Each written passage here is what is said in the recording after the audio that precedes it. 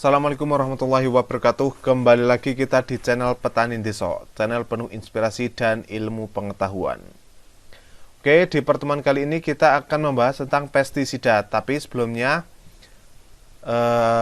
kita berpesan agar teman-teman semua tetap mematuhi protokol kesehatan, yaitu 3M. Memakai masker, mencuci jarak, dan mencuci tangan dan menjaga jarak. Oke.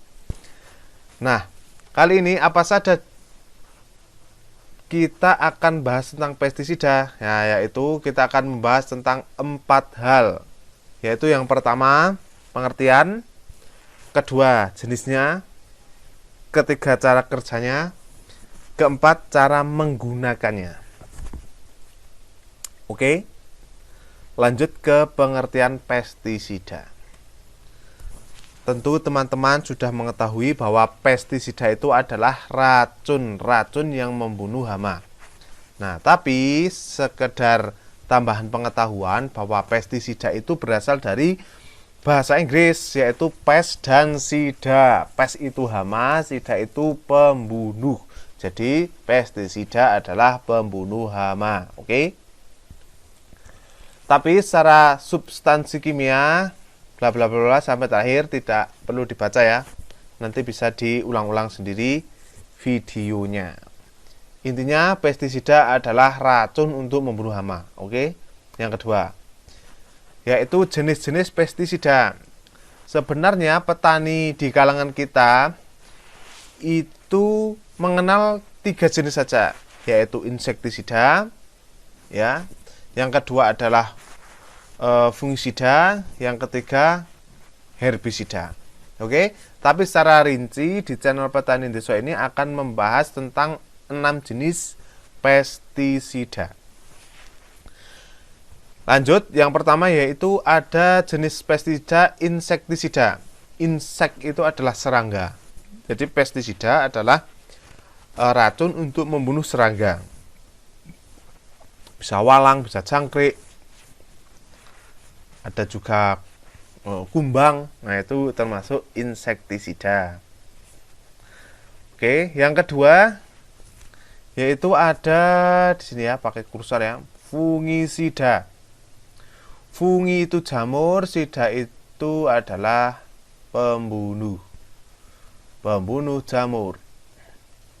Ya. Yang selanjutnya bakterisida. Bakteri, sida itu adalah pembunuh, jadi pembunuh bakteri.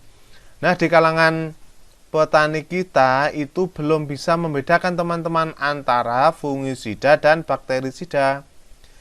Nah, di channel Petani Desa ini kita akan membahas sedikit saja tentang fungisida dan bakterisida. Tanaman yang terkena jamur atau fungi ini adalah ciri-ciri tanaman yang ada bercak-bercaknya. Bisa putih, bisa hitam, bisa ungu. Nah, tanaman itu terkena fungi. Maka fungisida adalah jenis pestisida yang tepat untuk membunuh dan menanggulangi hama fungisida. Nah, bakterisida adalah hama yang ditimbulkan bakteri. Nah, ciri-cirinya seperti apa? Nah, sama sebenarnya, hampir sama dengan hama yang disebabkan oleh fungi. Tetapi kalau bakteri itu kalau di bau itu muncul bau yang menyengat. Nah, maka bakterisida, ya ini ya, bakterisida itu memunculkan bau yang menyengat. Nah, tetapi kalau di toko-toko pertanian itu fungisida dan bakterisida ada yang sudah ada satu paket gitu ya. Tinggal semprot aja, entah itu terkena fungi atau bakteri, mati semua. Oke. Yang selanjutnya akarisida. Akarisida itu adalah pestisida untuk membunuh tungau seperti trip, terus ada lagi kutu kebul, dan masih banyak lagi yang biasanya ada di bawah daun-daun itu. Wereng, nah itu termasuk jenis-jenis hama tungau. Maka secara tepat hama itu bisa dibunuh dengan akarisida. Nah, secara umum petani itu belum bisa membedakan akarisida dengan insektisida. Nah, insektisida itu ada ulat, jangkrik, walang, kumbang. Nah, itu termasuk ini. Kalau akarisida itu sejenis tungau. Oke. Yang selanjutnya moluksida. Nah, moluksida ini adalah jenis pestisida untuk membunuh hama yang bercangkang seperti siput, keong, dan lain-lain yang bercangkang. Jadi bisa masuk ke cangkang mungkin ya, kemudian bisa membunuhnya. Nah, kemudian yang selanjutnya itu adalah ada jenis-jenis pestisida yang berjenis herbisida. Herbi itu adalah tumbuhan, sida itu adalah racun. Nah, kenapa kok ada racun yang membunuh tumbuhan? Nah, herbisida yang dimaksud ini adalah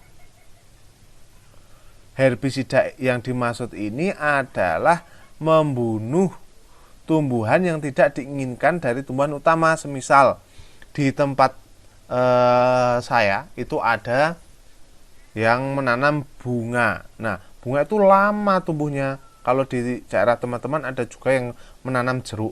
Nah, suatu hari ternyata berjalannya waktu itu ada tumbuhan-tumbuhan yang lain yang tumbuh di sekitar tanaman utama itu. Nah, bisa kita semprot menggunakan herbisida. Oke.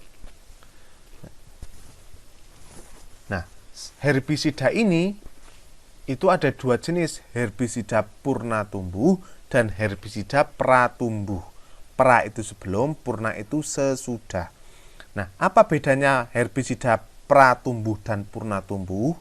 Herbisida pratumbuh sebelum itu herbisida yang membunuh dari biji, jadi membakukan, bisa juga membunuh biji itu biar tidak bisa tumbuh menjadi tumbuhan. Ya, ada juga herbisida purna tumbuh. Herbisida purna tumbuh itu herbisida yang digunakan untuk membasmi tumbuhan yang sudah tumbuh, bukan dari biji atau sebelumnya. Oke. Selanjutnya jenis-jenis pestisida kiranya sudah cukup ya.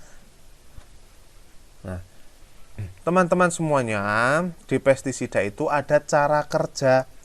Ibarat kita minum obat ya, itu ada salep dan ada obat yang dimakan. Nah, kalau salep itu namanya cara kerjanya kontak, yang diminum adalah sistemik. Nah, perbedaan kontak dan sistemik, kontak itu hanya bagian yang terkena pestisida itu yang akan mempunyai kekebalan. Tetapi kalau sistemik itu masuk ke dalam jaringan-jaringan tumbuhan sehingga membentuk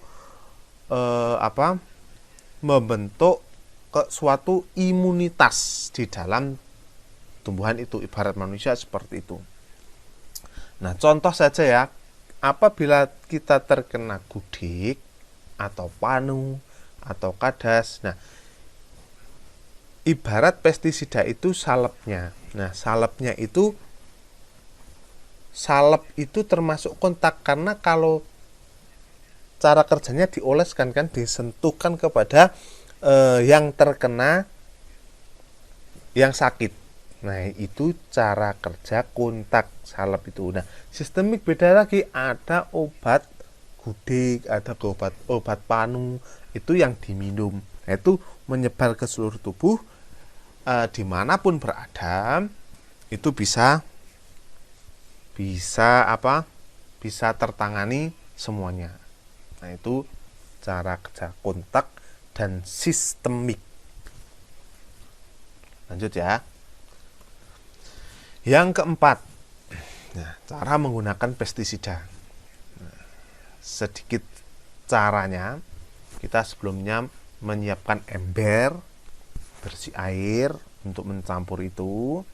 Kalau satu jenis pestisida gampang, tinggal suntak aja di situ, disentorkan di situ, kemudian diaduk, dimasukkan ke tangki. Tapi kalau ada beberapa jenis pestisida, ada beberapa hal yang teman-teman harus ketahui.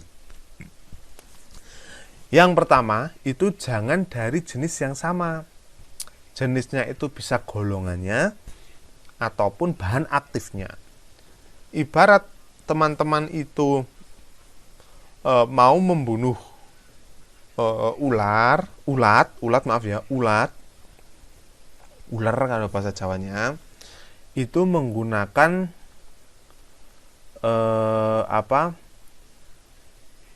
pestisida berbahan aktif A, ya, tapi mereknya A1 sama ya, A1 itu merek, A itu bahan aktif seumpama. Nah, teman-teman mau menyampurkan biar kuat, biar mengena. Nah, maka tidak bisa, walaupun berbeda merek, tetapi ada juga yang bahan aktifnya sama, walaupun itu dicampur, itu pemborosan. Oke. Yang kedua dari jenis yang sama itu dari golongannya. Ibarat abamectin, golongan golongan 1 atau A Nah, itu jangan disambung atau dicampur dengan bahan aktif dari golongan yang sama. Nah, itu tabelnya ada di slide berikutnya. Nah, di slide ini jangan sampai bahan aktif yang tergolong piretroid dicampur dengan karbamat. Nah, itu tidak direkomendasikan. Piretroid harusnya digunakan dengan organofosfat, nikotinoid, pirazol, spinosin. Nah, itu sangat direkomendasikan. Piretroid dengan piretroid itu tidak direkomendasikan atau dihindari. Oke. Yang kedua yang perlu teman-teman perhatikan, ya, itu jangan menggunakan cara kerja yang sama. Di slide sebelumnya, cara kerja itu ada kontak dan sistemik. Kalau teman-teman menggunakan kontak dengan kontak, dikhawatirkan itu istilahnya itu ngabar, tidak berguna. Kalau dari jenis yang sama tadi, itu pemborosan. Yang kedua, menggunakan cara kerja yang sama, itu istilahnya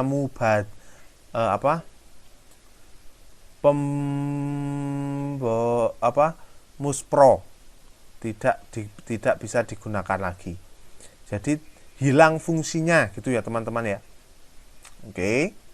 Yang selanjutnya yang terakhir, nah, cara mencampurnya itu kita harus pas, ya. Karena jenis-jenis pestisida itu menurut bentuknya itu ada butir, ada bubuk, ada cair. Nah, teman-teman di channel Petani Desa ini harus pertama itu dilarutkan dulu yang paling keras, yaitu butiran. Apabila pestisida itu berbentuk butiran, itu dilarutkan dulu butirannya itu sampai larut, kemudian bubuk dan cair. Oke. Nah, secara ringkas, apabila pestisida itu berhasil dicampur, itu tidak ada endapan. Tapi kalau ada endapan, itu biasanya kurang efektif. Oke. Nah, ini adalah tabelnya tadi. Terima kasih. Itu sekilas saja. Mari kita belajar bersama-sama. Walaupun teman-teman petani desa ini tidak berprofesi sebagai petani, mungkin ilmu-ilmu yang kalian peroleh melalui channel Petani Desa dapat diterapkan dan dapat didiskusikan dengan tetangga atau orang tua yang berprofesi sebagai petani. Oke, karena sifat prinsip-prinsip yang mendasar ini harus dipahami oleh para petani. Oke teman-teman, apabila ada kekurangan boleh dikomen di bawah komentar. Mohon maaf kalau ada salah kata, salah ucapan, atau mungkin ada salah penyampaian materi. Kami mohon maaf yang sebesar-besarnya. Kami akhiri. Assalamualaikum warahmatullahi wabarakatuh.